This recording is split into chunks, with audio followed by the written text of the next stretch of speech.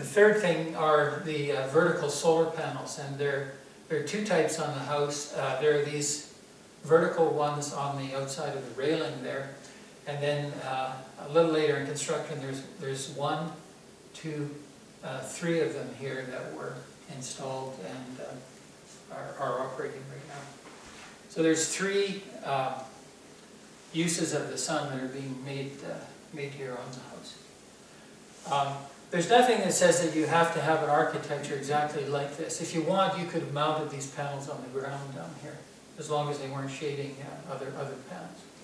But you know, this is a kind of modernistic architecture and works. So today I'm going to just concentrate on passive solar heating.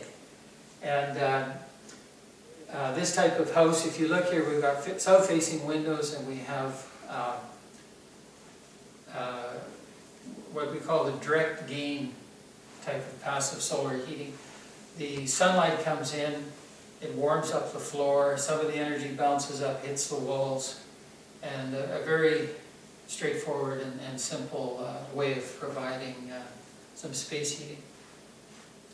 And it's the least expensive, generally, type of use of solar energy, because in a house you already need windows, you already need a floor, you need ceilings, and so on.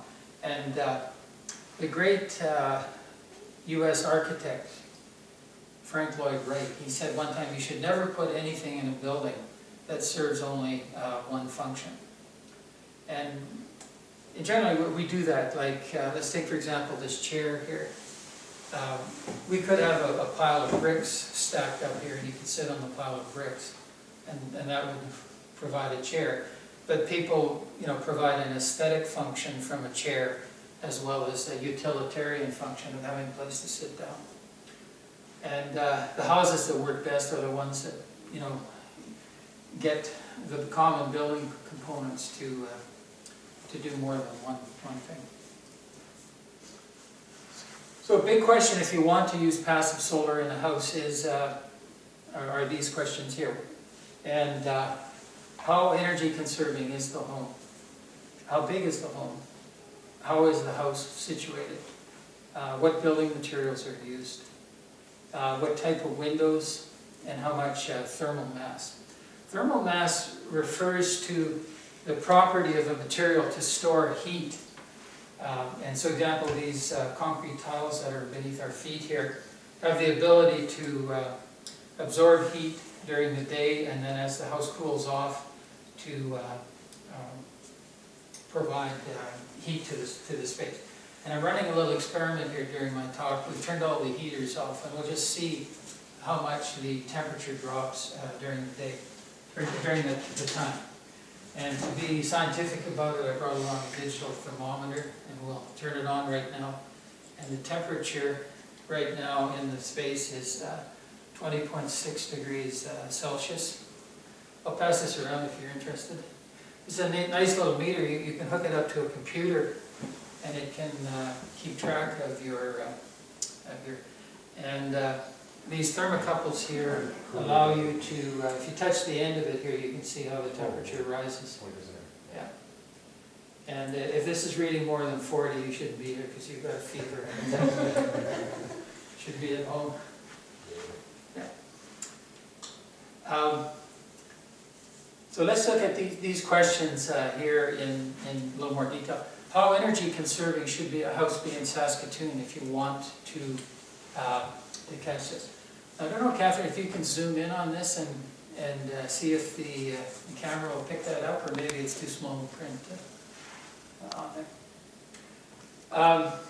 The tourism people never tell us this, but we live in one of the coldest climates in the world, occupied climates. Less than 1% of the people in the world live in as cold a climate as we do here.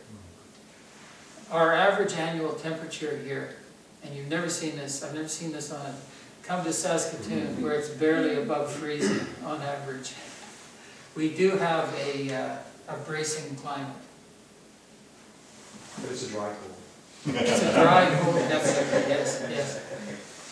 And however, there's some compensating benefits. One, Saskatchewan is the sunniest province in all of Canada. I grew up in Vancouver, and I didn't stay there, in part because there was one period in 1960s, the early 60s, 40 consecutive days on which it rained. And what about this thing, how energy, well, we have to build to match the climate. And here's some minimum insulation levels that I would recommend for any new house. And I recently wrote an article asking the National Building Code to beef up the minimum insulation standards for it. The attic here, you should have about R60, which is, if you're using fiberglass, it's about, I don't know, 18 inches or something. The walls should be a minimum of about a foot thick with insulation. In this house they used R60 insulation. The basement floor, even beneath if you have a concrete slab, you should have at least R15. A very well sealed air vapor barrier, so you're not losing energy through holes in that. A heat recovery ventilator, so the ventilation air coming in is being able to be heat recovered from the air being exhausted from the bathrooms and kitchen. Energy efficient lane, which is lights, appliances, and miscellaneous. If you look up, you can see some very efficient lights here on the ceiling. And Ron, I think, would know better than I, but what are the wattages on these lamps? There's varying ones there, Rob. So the one over top you is about 13, 12 or 13. Okay. This one's 13. We're just trying one here. Is 3. Is that right? This one right here is 3. I don't think it's bright enough for inside, but for accent lighting or something. Yes, yeah.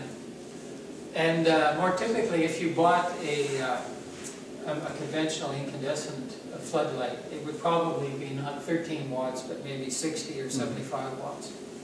And the gold standard for lighting is, can you read comfortably with that? And I wear bifocals, and I like lots of light, and it can work. So very efficient lights here. The refrigerator and freezer, refrigerator and dishwasher and clothes washer, and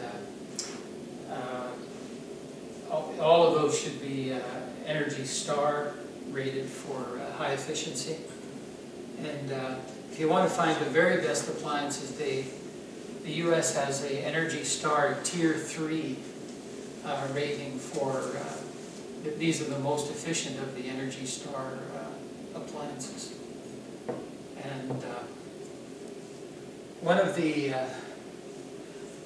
things here is that the extra cost to get very efficient appliances is quite modest. So the conservation is very cheap that way. And then if you're designing a house, you should allocate some space on the south side. So at a later date, if you don't have the resources right now, you can put solar water heating panels or solar photovoltaic, or incorporate it in the design from the beginning. How big should the house be? Heat loss is proportional to the surface area that you have on the building. And if you can design a building to be more efficient in space use, you don't need as big a house. And maybe Ron could say a little bit about the philosophy used here with this. Yeah, we used an architect in Toronto to design the floor plan for us. He was experienced. We used him because he was experienced in putting. When they did conversions from warehouses, they put a lot of stuff in small spaces, and that was his background. So the original floor plan was about 1,600 square feet, and he took out all the hallways, as you can see, made this into a flex room. So we ended up with a combined living dining area. Got rid of the walk-in pantry and the utility room, and we saved about 300 square feet. And a rough estimating number, if you're building a new house these days, finished floor space is 200.